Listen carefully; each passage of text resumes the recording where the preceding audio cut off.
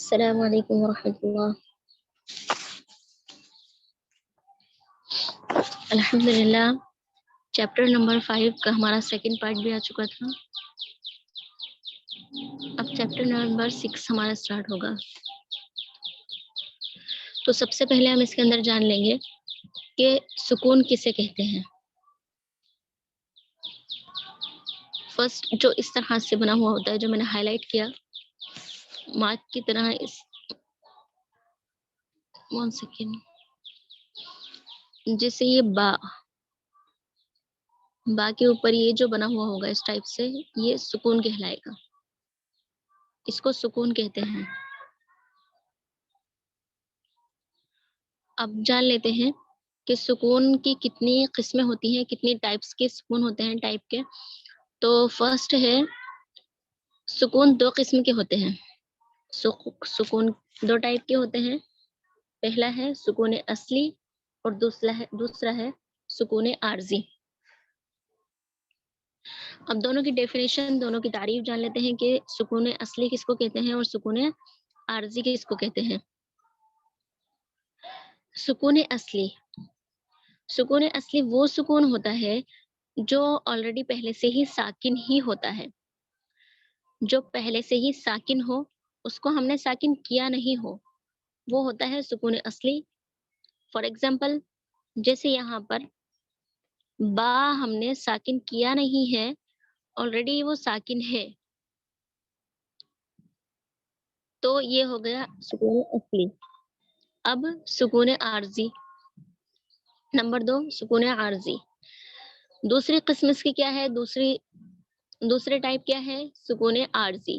عارضی کے میننگ ہوتے ہیں کبھی ہونا اور کبھی نہ ہونا. جو چیز کبھی ہوتی ہے کبھی نہیں ہوتی، اس چیز کو عارضی چیز کہتے ہیں.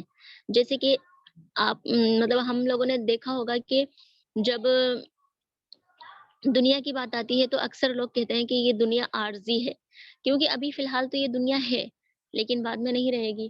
اس لیے یہ ہو گیا یہ ہو گئی دنیا عارضی، کبھی ہونے والی اور کبھی نہ ہونے والی.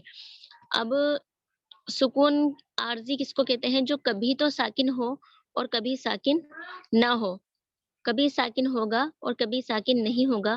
جیسے کہ فار ایگزامپل ہم یہاں پر لکھتے ہیں الحمد.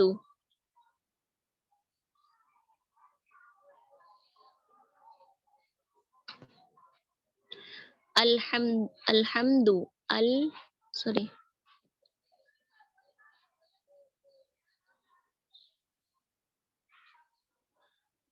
الحمد.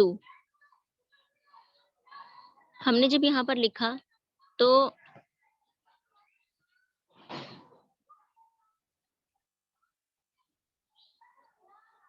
دال یہاں پر پیش ہے دال پر، اور یہ جو لام ساکن ہے، میں اس کو ہائی لائٹ کرتی ہوں 1 سیکنڈ بلو کلر سے.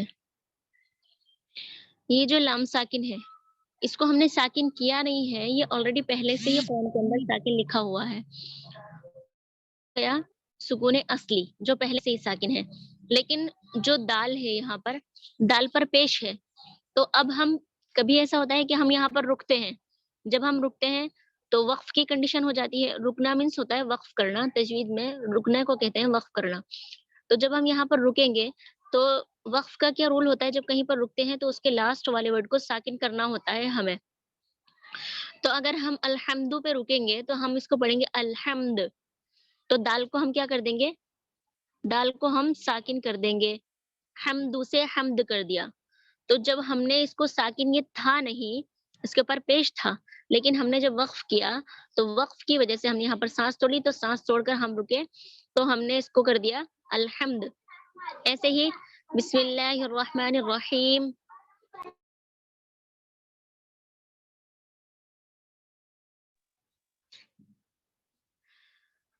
جیسے ہم پڑھتے ہیں بسم اللہ الرحمن الرحیم، تو لاسٹ میں الرحیم جو ہے، الرحیمی ہے، وہ اصل میں میم کے نیچے زیر ہے، لیکن آیت کی ہونے کی وجہ سے وہاں پر وقف کرتے ہیں ہم اور اس کو پڑھتے ہیں الرحیم. تو یہ بھی میم عارضی ہو جاتا ہے. میم ساکن سکون عارضی ہے میم کے اوپر, پہلے سے ساکن نہیں ہے, وہ اس کو ہم نے ساکن کیا ہے. میرے خیال سے آپ لوگ اچھے سے جان گئے ہوں گے کہ سکون اصلی اور سکون عارضی کس کو کہتے ہیں. اب دوسرا قاعدہ ہم جان لیتے ہیں, حرف ساکن. اب حرف ساکن کیا ہوتا ہے؟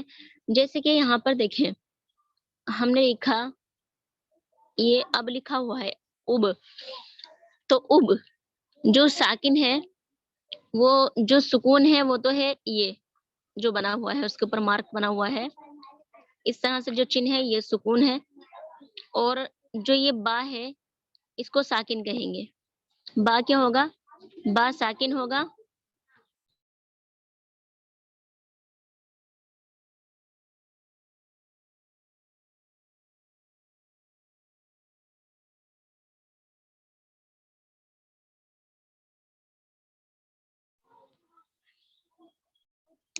تو حرف ساکن اور سکون, سکون یہ ہے, اور جب ہم با اس کو پڑھیں گے حمزہ با زبر اب, تو یہ سکون ہو جائے گا اور با ساکن ہو جائے گا. جس حرف کے اوپر سکون ہوگا وہ ساکن, اور جو سکون ہوگا وہ تو سکون ہے ہی, اس کو جزم بھی کہتے ہیں اور جازم بھی کہتے ہیں اس لیٹر کو, سکون والے لیٹر کو. اب اس کو پڑھنے کا طریقہ کیا ہوتا ہے؟ ساکن کو پڑھنے کا طریقہ ہوتا ہے کہ یہ اپنے سے پہلے والے حرف کے ساتھ مل کر, اپنے سے پہلے والے حرف کے ساتھ یعنی الف کے ساتھ مل کر ایک مرتبہ پڑھا جاتا ہے. اگر خالی ہم با کو ساکن کر کے پڑھیں گے تو با ساکن نہیں پڑھا جائے گا اکیلا.